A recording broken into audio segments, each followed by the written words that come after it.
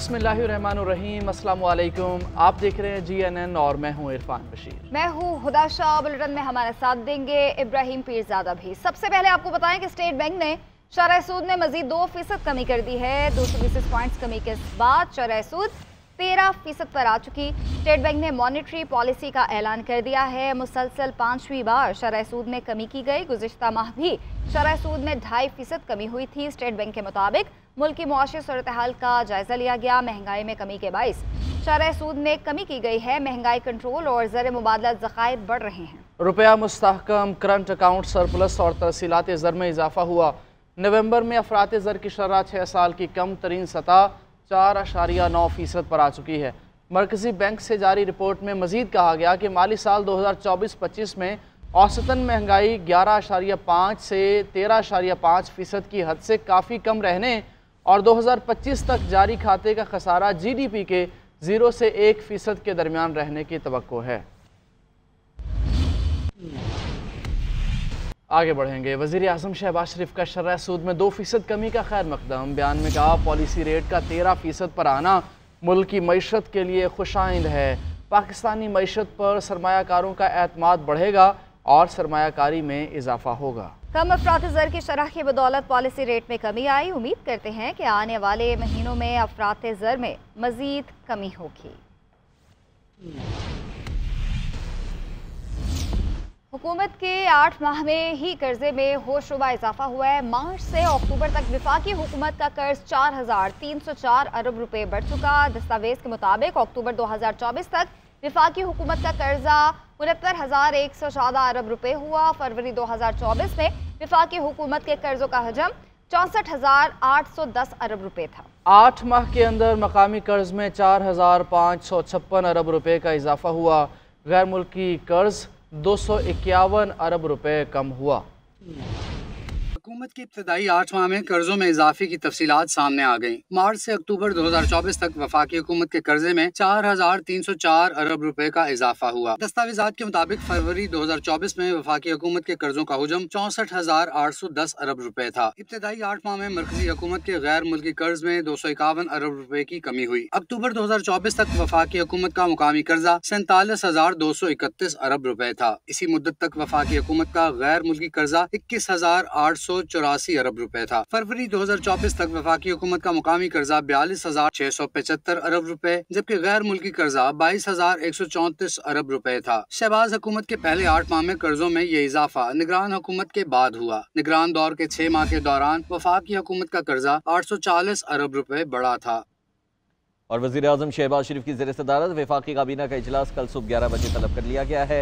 इजलास में मुल्की सियासी और मौशी सूरत हाल का जायजा लिया जाएगा। वफाकी काबीना ECC के फैसलों की तौसीक़ करेगी। तो अपने नाज़रीन को बता रहे हैं, कल सुबह इजलास तलब किया गया है वफाकी काबीना का। वज़ीर आज़म शहबाज शरीफ की ज़ेर सदारत ये काबीना का इजलास होगा जिसमें मुख्तलिफ चीज़ों की मंजूरी दी जाएगी। उनमें से एक ECC के फैसलों की तौसीक़ है, जो कि फ़ैसले किए गए हैं ECC की जानिब से, उनकी मंजूरी दी जाएगी और मज़ीद मंजूरियाँ भी मुतवक्के है। तफसीलात बताने के लिए हमारे साथ हमारे नुमाइंदे औरंगज़ेब काकड़ मौजूद हैं। औरंगज़ेब, आगाह कीजिएगा, क्या तफसीलात हैं, क्या एजेंडा शाया किया गया है?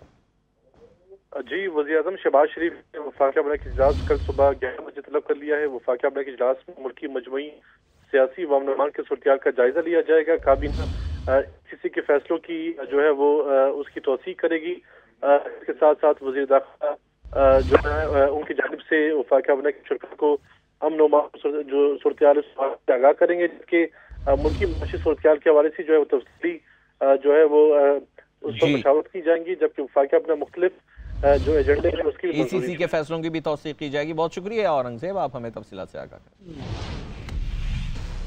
अडयाला जेल में GHQ हमला केस की समाअत हुई। मजीद 9 मुल्जिमान पर फर्द जुर्म आयद कर दी गई है। शीरी मजारी, राशिद हफीज, ताहिर सादिक और दीगर पर फर्द जुर्म आयद की गई। मुल्जिमान ने सेहत जुर्म से इनकार किया।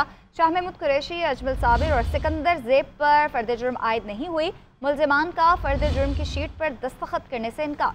मौक़िफ़ इख्तियार किया कि उनके खिलाफ सबूत नाकाफ़ी हैं। वज़ीर आला KP समेत 23 मुल्ज़िमों की ज़मानत मनसूखी की दरख्वास्त भी दायर। प्रोसिक्यूटर ने मौक़िफ़ इख्तियार किया कि गैर हाजिर मुल्ज़िमान जानबूझकर ट्रायल में ताख़ीर कर रहे हैं। समाअत के दौरान बानी PTI को भी कमरा अदालत में पेश किया गया। अदालत ने मज़ीद समाअत 19 दिसंबर तक मुलतवी कर दी है। वज़ीर आला खैबर पख्तूनख्वा अली अमीन गंडापुर को इंतज़ामिया ने अडयाला जेल जाने से रोक दिया। अली अमीन गंडापुर बानी PTI से मुलाकात के लिए अडयाला जेल पहुंचे थे। जेल हुकाम ने मुलाकात की इजाज़त नहीं दी। अली अमीन गंडापुर बानी PTI से मुलाकात किए बगैर ही वापस चले गए। वफाकी वज़ीर इत्तलात व नशरियात अतातार कहते हैं कि तहरीक इंसाफ को तय करना होगा कि मुज़ाकरात करने हैं या नहीं। मुझे पार्टी से कोई इख्तलाफ होगा तो मैं पार्टी के अंदर बात करूंगा, मीडिया पर नहीं करूंगा। सियासी तौर पर ये कमज़ोर हो चुके हैं। इनके जमात में हर कोई अपनी बात करता है। कभी 100, कभी 1600 तो कभी 12 लाशें बताते हैं। इनके अपने इख्तलाफात की वजह से इनका सियासी शो नाकाम रहा। बुशरा बीबी ने डी चौक जाने के लिए अली अमीन पर पथराव कराया। ये डी चौक से फरार हुए और अब झूठी लाशों का बयानिया बना रहे हैं। सियासी जमातों के अंदर बहुत सारे मामलात पे डिफरेंस ऑफ ओपिनियन भी होता है, मगर मुझे अगर पार्टी से कोई इख्तलाफ होगा ना तो मैं पार्टी के अंदर रहकर इस पर बात करता हूँ। मैं नहीं समझता कि मुझे पार्टी के हवाले से कोई भी बात जो है वो मीडिया के जरिए पार्टी तक पहुँचानी। तो मुज़ाकरात करने कि नहीं करने हैं, बिकॉज वो एक बंदा एक बात करता है, दूसरा दूसरी बात करता है। तो सियासी तौर पे कमज़ोर हो चुके हैं। और बुशरा बीबी ने जो पथराव करवाया अली अमीन पे, अली अमीन की जो बोतलें लोग मार रहे थे, जो गालियाँ दे रहे थे, जो पथराव कर रहे थे, वो बुशरा बीबी कहती कि मैं डी चौक जाना है, जल्दी करो। तो मैं समझता हूँ कि आपस के इख्तलाफात और नाचाकी की वजह से सियासी शो नाकाम रहा, फिर वहाँ से फ़रार हो गए और फ़रार से छुपने के लिए झूठा लाशों का बयानिया बना। रहनुमा तहरीक इंसाफ असद कैसर कहते हैं कि हुकूमत मुज़ाकरात में संजीदा है तो हम बात करने को तैयार हैं। एहतजाज से मुतल्लिक़ आइंदा के लाहे अमल पर गौर किया जाएगा। मुल्की सियासी और अमन व अमान की सूरत हाल पर जिरका बुलाने पर गौर कर रहे हैं। ज़राए के मुताबिक तहरीक इंसाफ के जिरके में अपोजिशन पार्टीज़ के रहनुमा और कबायली हिमायतीन को भी बुलाया जाएगा। PTI रहनुमा शौकत यूसुफजई कहते हैं कि सिविल नाफरमानी की तहरीक आज से शुरू होना थी, लेकिन इससे कबल मुज़ाकराती कमेटी बन गई। हम चाहते थे कि पहले हुकूमत से मुज़ाकरात कर लें ताकि मुल्क मज़ीद मुश्किल में ना आए। मुज़ाकरात नहीं हुए तो अब आइंदा का लाहे अमल का ऐलान होगा, जिसका ऐलान बानी PTI करेंगे। मुज़ाकराती कमेटी बनी थी और हमारी ख्वाहिश थी कि मुज़ाकरात जो है हुकूमत के साथ शुरू हो जाएं, और लेकिन नहीं हुए। तो इसके बाद अब आइंदा का लाइमल का ऐलान होगा। क्या कैसे सिविल नाफरमानी शुरू हो सकती है, कहाँ से हो सकती है, अगर सिविल नाफरमानी की तारीख ना हो कोई और तारीख शुरू हो, उसके खदू खाल क्या होंगी, सब कुछ का ऐलान अब इमरान खान करेंगे। यही जो मुज़ाकराती कमेटी है शायद इमरान खान को इन्फॉर्म कर दे कि गवर्नमेंट जो है मुज़ाकरात के लिए तैयार नहीं हो रही, तो फिर जो होगा उसकी तमाम तर जिम्मेदारी हुकूमत पर आयद होगी। तहरीक इंसाफ से बातचीत समेत तमाम मामला जमहूरी तरीके से सर अंजाम दिए जाएंगे। सबसे पहले पाकिस्तान, सियासी मामला बाद में देखे जाएंगे।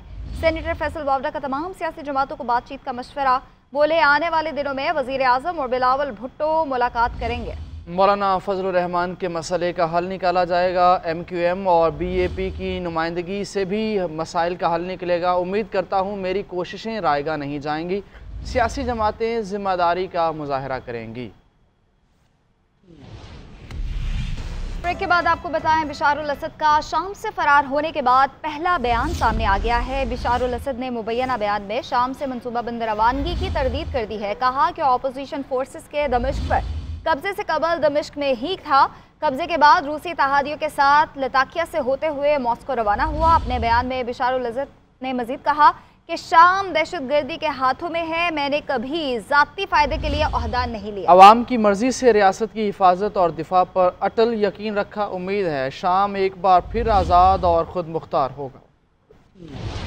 गवर्नर सिंध की बाज़गश्त की तब्दीली की बाज़गश्त है और अमरीकी कामरान टिसोरी अचानक इस्लामाबाद रवाना हो गए हैं। अहम शख्सियात से मुलाकातें करेंगे। MQM वफ़द की आज मौलाना फजलुर रहमान से मुलाकात भी तय है। कामरान टिसोरी, खालिद मकबूल सिद्दीकी और फारूक सत्तार वफ़द में शामिल हैं। अहम मामलात पर तबादला ख्याल होगा। उधर MQM के रहनुमा आमिर खान की गवर्नर सिंध से मुलाकात, मुल्क की सियासी सूरत हाल समेत दीगर अमूर पर बातचीत की गई है। आमिर खान ने कहा है कि गवर्नर इनिशिएटिव के तहत जारी मंसूबे काबिल तहसीन हैं। AUI और MQM क़यादत में रब्ता हुआ है। ज़राए के मुताबिक मौलाना फजलुर रहमान से MQM के वफ़द की मुलाकात तय पा गई है। अहम तरीन मुलाकात कल शाम 4 बजे होगी। MQM का वफ़द गवर्नर कामरान टिसोरी की क़यादत में मौलाना की रिहाइश गाह पर पहुँचेगा। इस्लामाबाद से अपने नुमाइंदे असगर हयात से इस मुलाकात का अहवाल जानेंगे। असगर बताइए। जी, AUI और MQM क़यादत के दरमियान रब्ता हो गया है और मौलाना फजलुर रहमान से MQM वफ़द की मुलाकात जो है वो तय पा गई है। मौलाना फजल रहमान से एमकेएम वफ्द की मुलाकात कल शाम 4 बजे होगी। एमकेएम का वफ्द गवर्नर कामरान तस्फोरी की क़यादत में मौलाना की रिहाइशगाह पर पहुंचेगा। मुलाकात में दीनी मदारिस के रजिस्ट्रेशन बिल समेत दीगर कौमी और पार्लिमानी उमूर पर जो है वो बातचीत होगी। मुलाकात में अहम सियासी उमूर पर भी मशावरत की जाएगी। 26वीं आईनी तरमीम की मंजूरी से कबल भी गवर्नर कामरान तस्फोरी जो है उन्होंने मौलाना से मुलाकात की थी। आज एमकेएम के वफ्द की मौलाना से मुलाकात मुतवक्किल थी, लेकिन ये मुलाकात अब कल शाम 4 बजे होगी। ठीक है, बहुत शुक्रिया असगर। वज़ीर आज़म शहबाज शरीफ 18 से 20 दिसंबर तक मिस्र का सरकारी दौरा करेंगे। वज़ीर आज़म काहिरा में मुनक़दा तरक्की पजीर ममालिक के लिए D8 तंजीम के सरबराही इजलास में शिरकत करेंगे। वज़ीर आज़म की इजलास में शिरकत करने वाले रहनुमाओं से दो तरफ़ा मुलाकातें भी मुतवक्किल हैं।